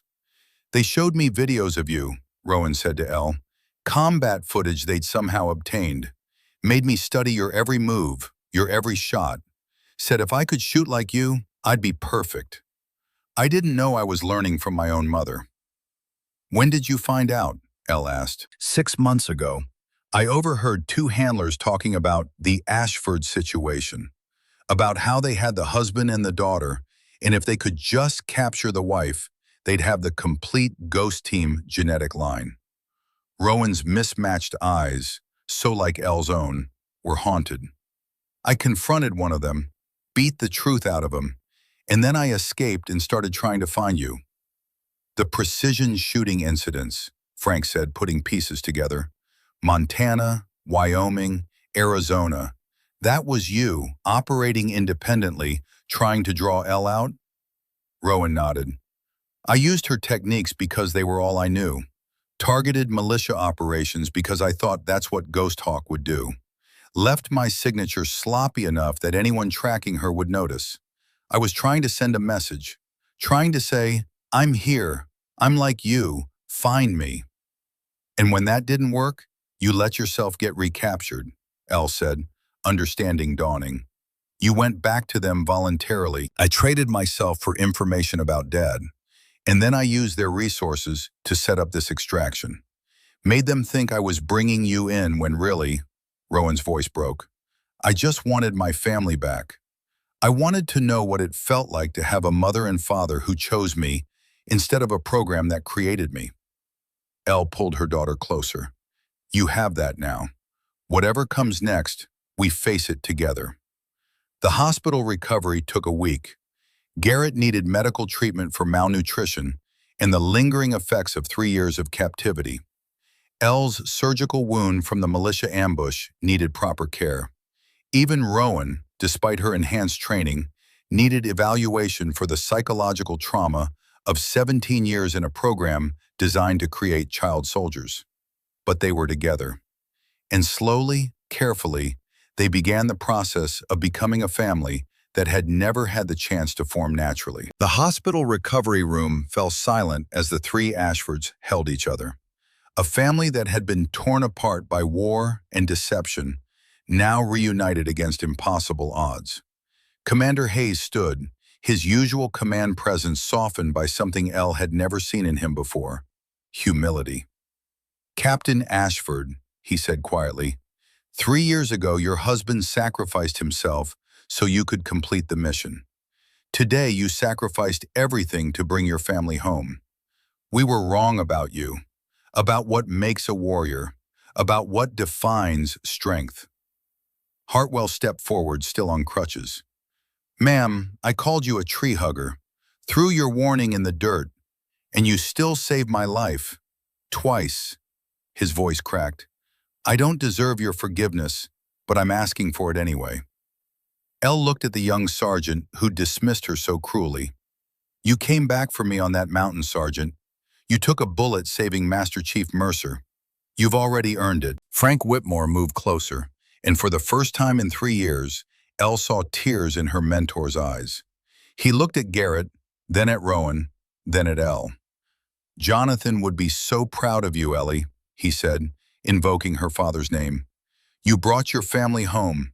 You kept fighting. You became everything he believed you could be, and more.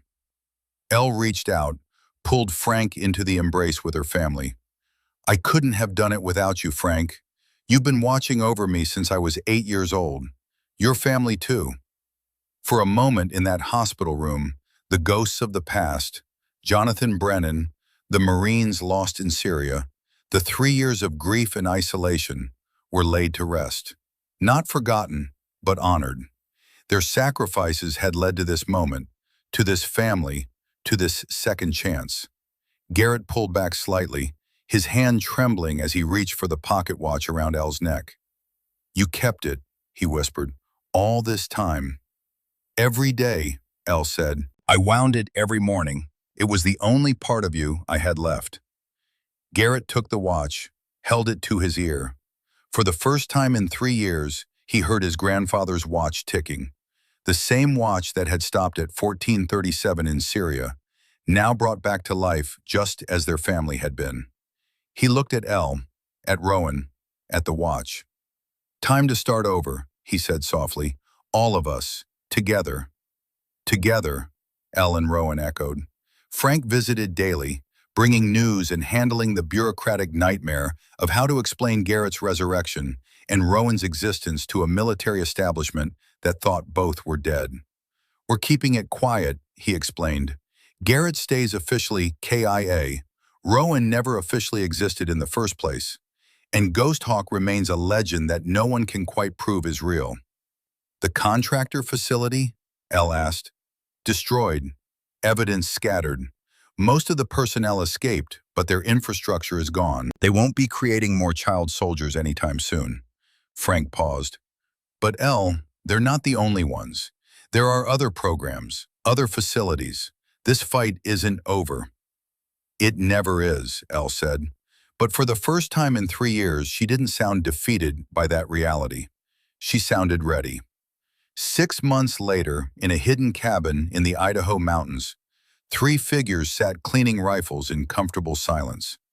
Elle and Garrett side by side, moving in the synchronized rhythm of partners who'd spent years learning each other's patterns. And Rowan, watching them both, learning not just technique, but the thousand small gestures of love and trust that made a family more than genetics. Rowan had brought her own rifle from the contractor facility, a custom build that bore an engraving she'd added herself in the weeks after their escape. Elle noticed it one evening as they cleaned weapons together.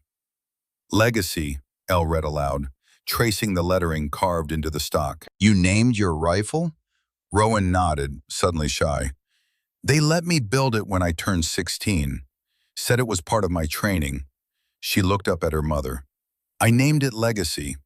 I didn't know why at the time, but I think part of me knew I was carrying on something bigger than myself, something that belonged to both of you."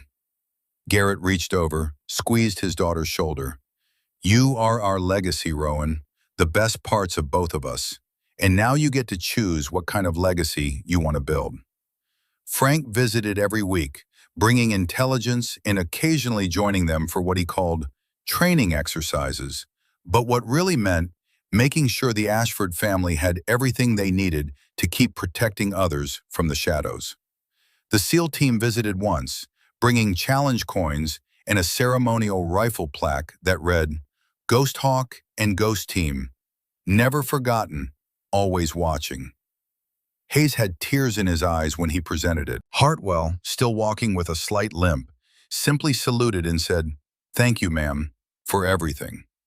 And sometimes, late at night when the stars were bright enough to touch, Elle and Garrett would sit on the cabin's porch while Rowan slept inside, and they would talk about what they'd lost and what they'd found, and what it meant to be given a second chance at the life that had been stolen from them. "Do you regret it?" Garrett asked one night. "Syria? The airstrike? The 3 years apart?" Elle was quiet for a long moment, her hand finding the pocket watch she still wore, the one that had stopped at 14:37 on a burning afternoon 3 years ago.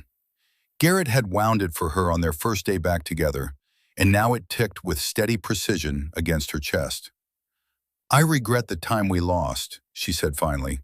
"I regret that Rowan grew up without parents who chose her. I regret the pain and the grief and the 3 years of thinking you were dead." She turned to look at him, her mismatched eyes reflecting starlight. "But I don't regret the mission. I don't regret the 43 operations where I saved American lives from the shadows. And I don't regret becoming Ghost Hawk, because maybe, in some way, all of this had to happen so we could become who we needed to be."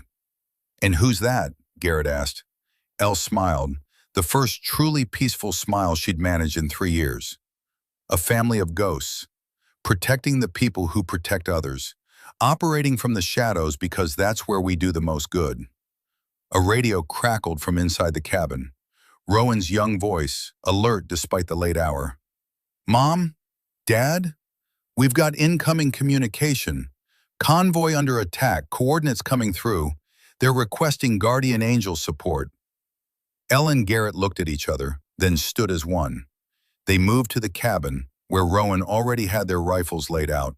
Vigilance, reckoning, and legacy. 3 generations of warriors, bound by blood and training, and the shared mission of protecting those who couldn't protect themselves. Frank's voice came through on the secure channel. "Ghost Team, this is Overwatch. Convoy is pinned down. Heavy casualties expected. They need you." Elle picked up Vigilance, felt its familiar weight settle into her hands like coming home. Beside her, Garrett took up his spotting equipment with the practiced ease of someone who'd never really stopped being an operator. And Rowan, their daughter, checked her rifle with movements that perfectly mirrored her mother's, evidence of genetics and training combining into something extraordinary. "Ghost Team copies," Elle said into the radio. "We're moving to position. Tell the convoy to hold on. The ghosts are coming." They moved into the darkness, 3 shadows among shadows, invisible and unstoppable. Behind them, the cabin stood empty, just another anonymous structure in the vast Idaho wilderness. No indication that it housed legends. No sign that Ghost Hawk had ever been there. But in the mountains and deserts and forests where American forces operated, word had begun to spread. A new legend was being born, whispered in the same tones as the old one.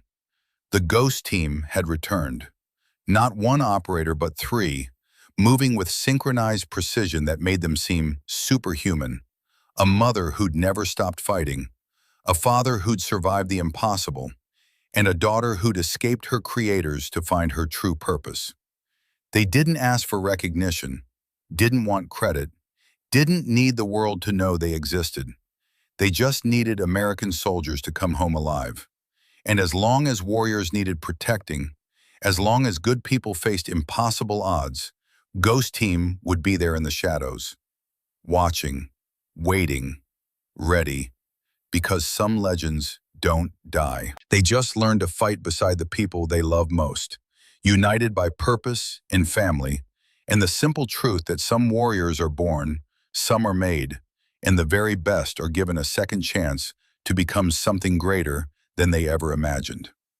The mountains kept their secrets, and Ghost Team kept their promise, forever watching, forever protecting, forever ghosts who chose to haunt the darkness so others could walk in the light.